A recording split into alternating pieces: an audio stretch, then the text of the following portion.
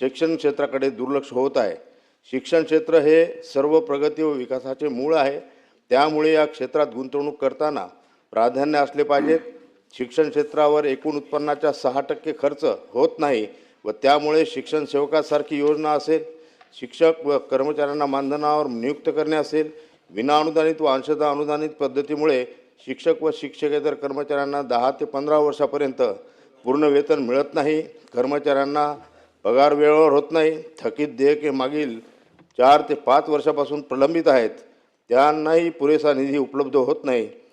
शिक्षण क्षेत्रावर एकूण उत्पन्नाच्या 6% खर्च होत नाही व त्यामुळे शिक्षण सेवकासारखी योजना असेल, शिक्षक व कर्मचाऱ्यांना मानधनावर नियुक्त करणे असेल, विनाअनुदानित व अंशतः अनुदानित पद्धतीमुळे शिक्षक व शिक्षिकेतर कर्मचाऱ्यांना 10 ते 15 वर्षापर्यंत पूर्ण वेतन मिळत नाही, कर्मचाऱ्यांना पगार वेळेवर होत नाही, थकीत देयके मागील 4 ते 5 वर्षापासून प्रलंबित आहेत, त्यांनाही पुरेसा निधी उपलब्ध होत नाही। या ठिकाणी सभापती महोदय, त्रुटीपूर्तता केलेल्या ज्या अंशतः अनुदानित शाळा आहेत त्या अनुदानाच्या टप्प्यापासून वंचित राहिलेल्या आहेत। 30 दिवसात त्यांनी त्रुटीपूर्तता केलेली आहे। या ठिकाणी त्यांना त्या ठप्पा अनुदान मिळाला पाहिजेत। 5व्या वेतन आयोगानुसार अदा केले जात नाही, त्यामुळे शिक्षणासाठी या बाबी योग्य नाहीत।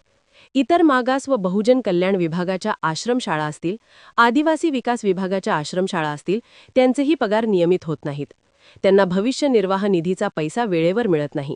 अशा अनेक तक्रारी आज मला प्राप्त झालेल्या आहेत। शाहू फुले आंबेडकर यांच्या 165 अनुसूचित जाती जमाती आश्रमशाळा 100% अनुदानासहित वेतन श्रेणीसाठी प्रलंबित आहेत, त्यांना वेतन दिल्या गेलेलं नाही।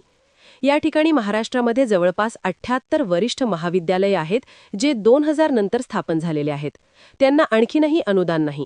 स्वरम अर्थसाहित्य शाळा संदर्भातही शासनाने आपले काही धोरण ठरवून त्या शाळांबद्दल आपले उत्तरदायित्व घेतले पाहिजेत, जेणेकरून येथील कर्मचाऱ्यांना सुद्धा याचा काही प्रमाणात लाभ होईल व निश्चितच महाराष्ट्रासारख्या प्रगतिशील राज्याला आणखीन प्रगतीपथावर नेण्यासाठी मदत होईल।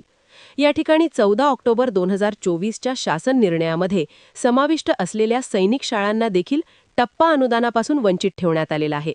या ठिकाणी आपल्याला माहित आहे की शिक्षण क्षेत्रात काम करणाऱ्या सर्व कर्मचाऱ्यांना जुनी पेन्शन योजना मिळाली पाहिजे, यासाठी सातत्याने प्रयत्न होत आहेत, परंतु त्यांना जुनी पेन्शन योजना अजूनही लागू झालेली नाही।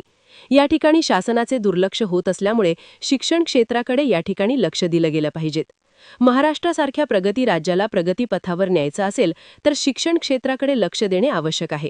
या निमित्ताने शासनास मी विनंती करतो की या संदर्भात सकारात्मक विचार करून भविष्यात अशा समस्या निर्माण होणार नाही याची दक्षता आपण घ्यावी। अशा प्रकारे मंत्रिमंडळात समावेश केला आहे।